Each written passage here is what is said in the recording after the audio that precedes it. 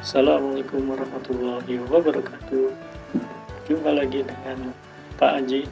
Pada kesempatan kali ini kita akan membahas sistem reproduksi pada manusia. Kita akan lanjutkan sesi berikutnya, yaitu pembelahan meiosis. So, jangan kemana-mana, pantengin terus channel ini. Kita akan membahas sistem reproduksi pada manusia bagian pembelahan meiosis. Oke. Baiklah, kita langsung mulai saja tentang pembelahan meiosis. Sebelum kita mulai, Bapak akan jelaskan terlebih dahulu pembelahan meiosis. Ya.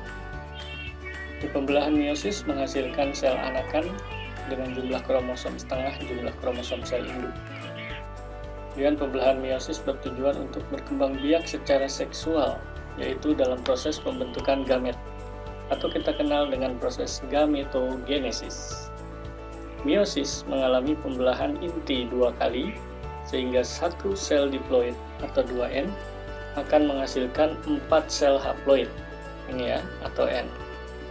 Sebelum pembelahan meiosis terjadi, sel mengalami fase pertumbuhan atau kita kenal nama interfase, seperti pada tahap pembelahan mitosis.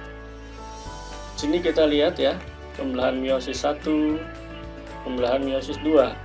Meiosis 1 dan meiosis 2, kedua-duanya sama-sama mengalami fase-fase yang sama, hanya yang dibedakan kita 1 dan 2 saja. Oke, kita lihat pembelahan meiosis 1, fasenya profase 1, metafase 1, anafase 1, dan telofase 1. Sedangkan meiosis 2, profase 2, metafase 2, anafase 2, dan telofase 2. Oke, kita ke pembelahan meiosis yang pertama terlebih dahulu. Ya. Oke. Fase yang pertama dari pembelahan meiosis pertama adalah profase. Profase yang pertama. Membran inti mulai menghilang. Nah, membran inti mulai menghilang. Nah, kalau kita lihat di sini, ya, ini ada membran. Ini nanti membran inti ini akan menghilang, ya. Kemudian terbentuk gelendong pembelahan. Nah, gelendong-gelendong pembelahannya mulai terbentuk, ya. Kemudian kromosom menebal dan kromosom homolog saling berpasangan. Nah, ini kromosomnya mulai menebal dan kromosom homolognya mulai berpasangan. Terjadi pindah silang atau pertukaran segmen molekul DNA yang sesuai di antara 2 kromatid. Oke, ini profase pertama pada meiosis pertama. Kemudian fase berikutnya adalah metafase pertama. Ya, pada metafase pertama, kromosom homolog atau tetrat bergerak ke bidang ekuator dengan sentromer mengarah ke kutub. Yang mana sih? Oke, kromosom homolog ini. Ini bergerak ke bidang ekuator. Ini ekuator tengah. Ya. Dan dengan sentromer mengarah ke kutub. Masing-masing kromosom, yang kedua nih, masing-masing kromosom berikatan dengan benang spindel pada bagian sentromer. Yang mana benang spindelnya? Yang ini. Ini benang-benang spindelnya ini. Ya.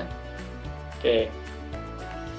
Setelah metafase pertama, tadi profase pertama, kemudian metafase pertama, kita akan ke proses berikutnya, yaitu proses anafase pertama.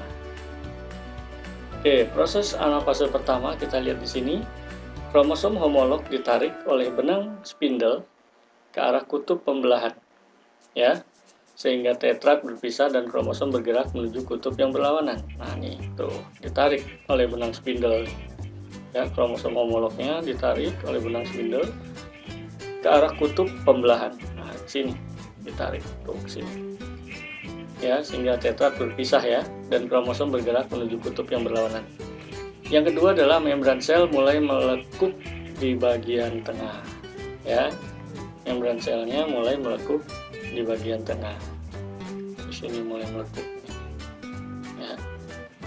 Kemudian tujuan anafase pertama yaitu membagi isi kromosom diploid menjadi haploid. Oke.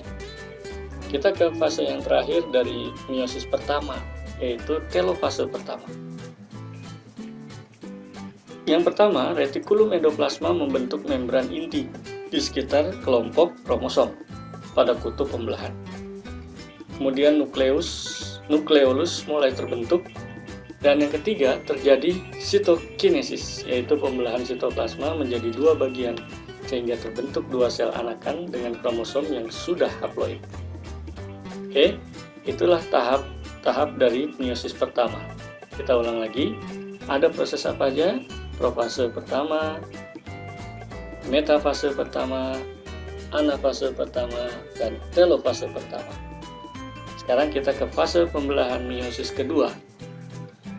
Setelah mengalami pembelahan meiosis pertama, maka sel-sel tadi akan mengalami proses pembelahan meiosis kedua, diawali dengan profase kedua, yaitu yang pertama membran nukleus dan nukleolus mulai menghilang kembali.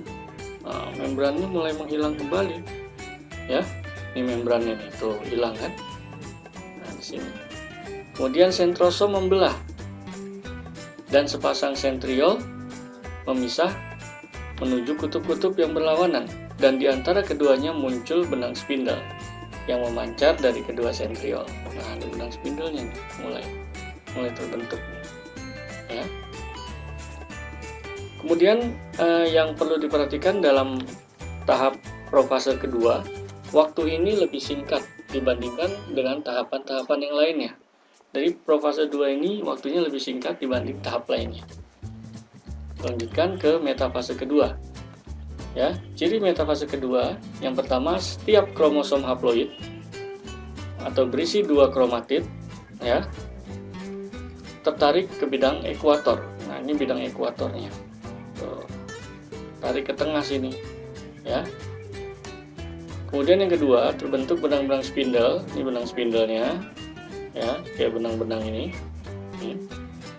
Salah satu ujungnya melekat pada sentromer, khususnya di bagian kinetokor, ya, dan ujung lainnya membentang menuju kutub pembelahan yang berlawanan. Oke, sekarang ke fase berikutnya dari meiosis 2. Setelah metafase 2, kita ke anafase 2. Yang pertama, ciri dari anafase 2, spindel atau benang-benang spindel ini menarik kromatid menuju kutub pembelahan yang berlawanan. Nah, kita lihat nih spindelnya, dia menarik kromatid. Kalau masih utuh gini namanya kromosom. Setelah dia membelah, nah ini yang ini kromatid namanya, ya. Kalau gini kromosom.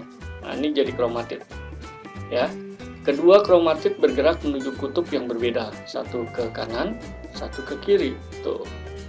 Pada akhir anafase, membran sel mulai melekuk, ya. Kemudian kita lanjutkan ke proses setelah anafase kedua, yaitu proses yang terakhir dari meiosis kedua, yaitu telofase 2. Oke, pada proses telofase 2, yang pertama adalah kromatid di kutub berubah menjadi benang-benang kromatin, ya. Jadi kromatidnya ini akan berubah menjadi benang-benang kromatin. Kemudian membran nukleus dan inti haploid mulai terbentuk, ya. Nah, ini membrannya mulai terbentuk. Kemudian kromosom menipis dan memanjang menjadi benang-benang kromatin, ya. Dan yang paling penting adalah terjadi sitokinesis, sehingga terbentuk 4 sel anakan haploid, ya. Jadi 1, 2, 3, 4, ya, menjadi 4 sel anakan haploid. Oke, inilah dari tahapan pembelahan meiosis. Ya, setelah mitosis, maka mengalami pembelahan meiosis. Dan pembelahan meiosis sendiri terbagi menjadi 2 tahap, yaitu meiosis pertama dan meiosis kedua. Oke, bagaimana kisah selanjutnya dari sistem reproduksi pada manusia? Oke, nanti kita akan membahas yang kedua, yaitu struktur dan fungsi sistem reproduksi manusia. So, sampai di sini dulu perjumpaan kita. Kita ketemu lagi pada sesi berikutnya. Sampai jumpa.